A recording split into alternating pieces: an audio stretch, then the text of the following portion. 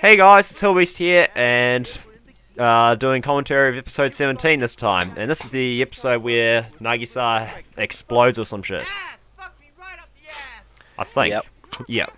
That's right. Yep. And that's another wonderful what's the word? That was just me interchanging the script on my own volition there for Nagisa, a character I wasn't even voicing at that point.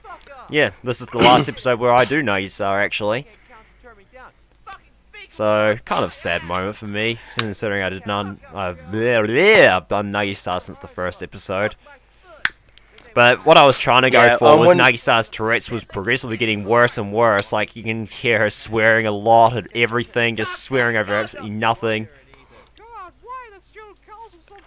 When this episode actually came out, the script for it came together, Mark actually sent me the script for this, and he said that he wanted to make this really, really overly Tourette's, so I just kind of interchanged a lot of this stuff.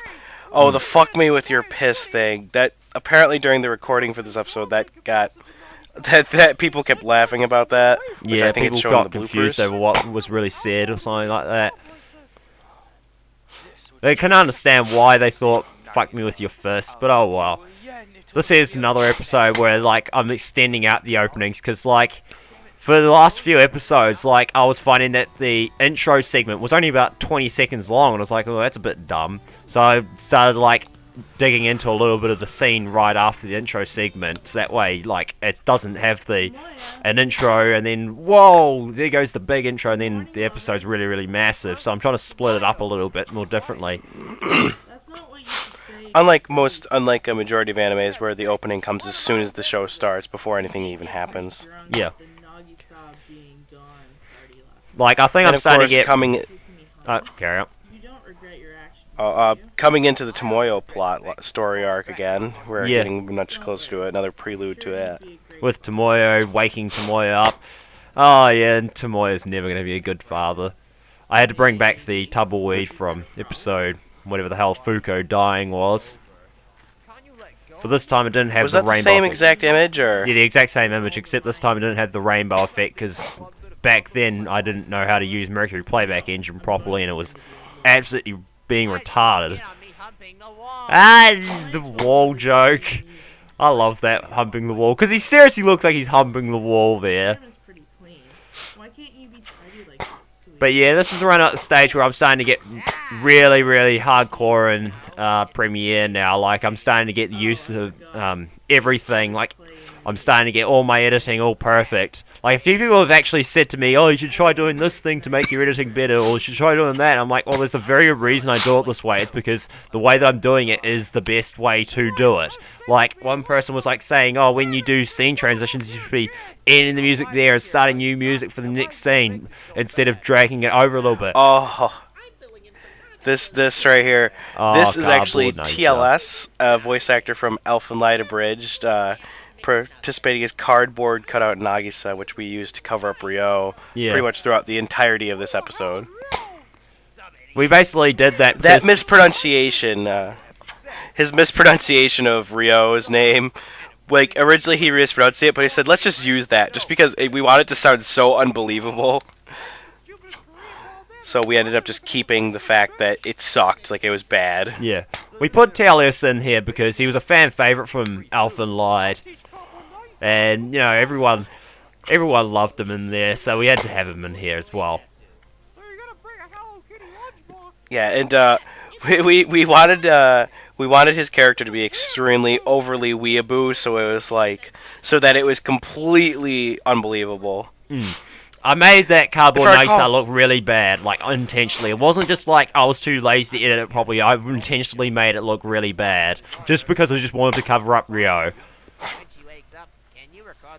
If I recall, that editing process of putting that in there was just really, really, really hard.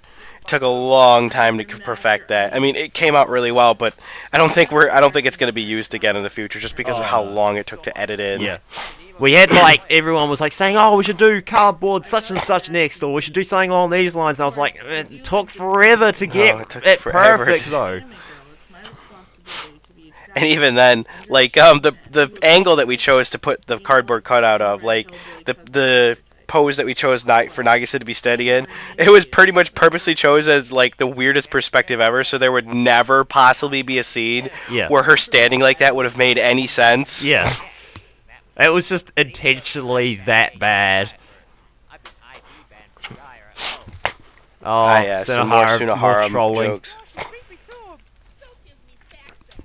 You can sort of see Rio behind there, but that's the thing, is I did that again intentionally because I just wanted to make it obvious that I'm just trying to get rid of Rio out of the show. That's possibly one of our better editing jokes, I think. I mean, this was a long-term editing joke here. This one took place over the entire episode.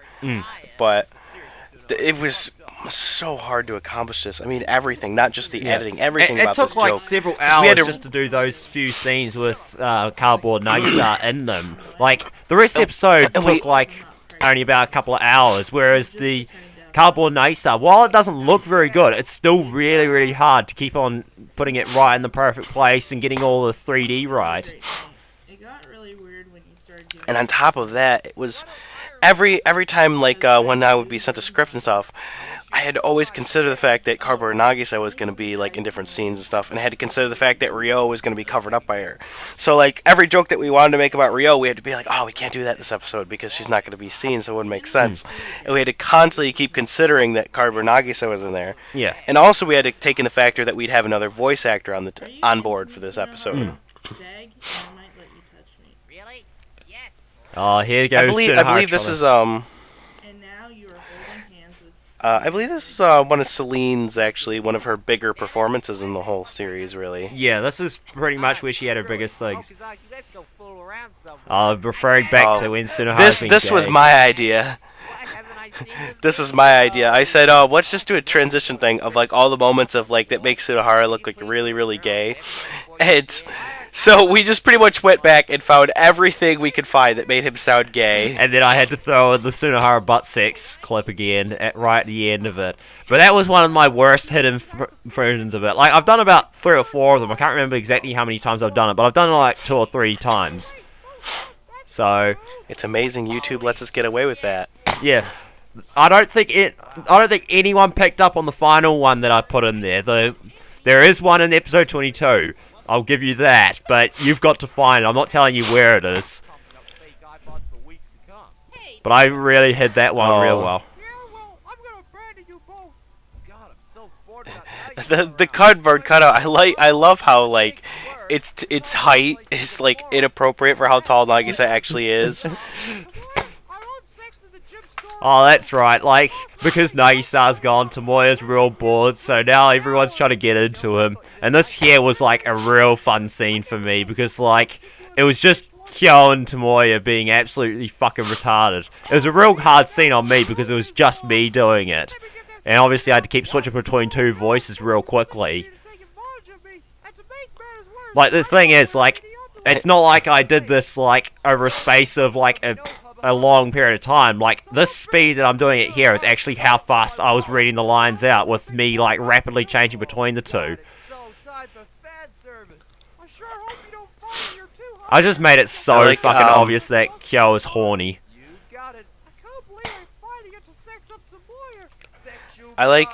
I like how we use the line, don't have a rubber, so there'll be no hubba hubba. That's a New Zealand... Do you want to explain where that's a reference? That's a New Zealand advertisement they had a couple of years ago. It was an advertisement about how you should wear condoms when you're going to have sex and stuff like that. But it was, like, really friggin' retarded. Like, I'll put a link somewhere so people can watch it. But it's just really friggin' retarded. But the weird thing is that you'd think, oh yeah, if they're going on about how you should be using condoms for sex, how they'd have, like, guy and a girl will be making out.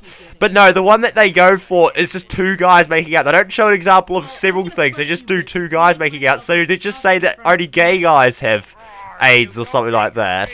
Kind of rude in my opinion. That, and they have like a rap star singing. They're like, oh, I don't have a rubber, there'll be no hubba hubba. It's just the most retarded ad ever. Oh, and here goes the ending, which we changed. We purposely wanted to make this really stupid as well. Like, we just wanted to be like, this episode is just retarded, let's just have a bad ending too. Yeah, and this was the kind of idea of where we changed the ending and then everybody kind of proposed their own ending. Yeah. But, like, it wasn't everyone proposed their ending. It's just, like, we put an ending out, and people were like, oh, hang on, I kind of want to do this. And we're like, alright, you change it to how you want it to be. Alright, guys. Oh god, the proposing that she was in love with Rio, we were laughing so bad. It's like, no. Then me, I just let out a smelly fart, an incredibly long one. This fart was actually cut short. It was a lot longer than the actual clip that was used here, but it was cut short because it would have taken too long.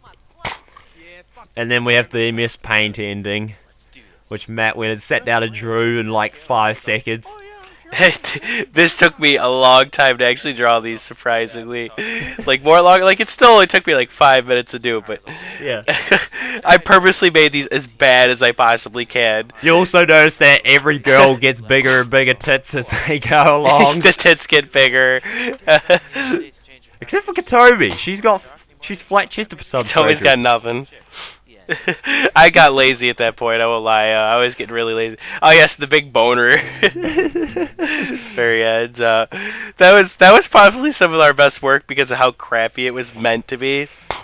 Well, that's the thing, is like, this episode was just supposed to be just us having fun episode. It wasn't supposed to be like us trying to build on anything. It was just us being retarded because there was no Nagisa there. The story wasn't really developing in any direction.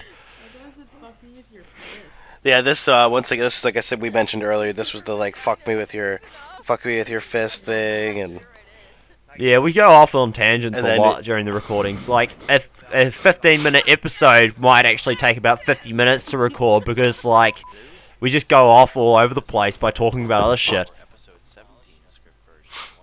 40 for the auto. Ah, yes. Oh, and here we are. We make fun of everyone else with the Yeah, this is another thing of us making fun of our own voice actors right in the episode. This is probably one of the better examples of that. Yeah. Soothing voice.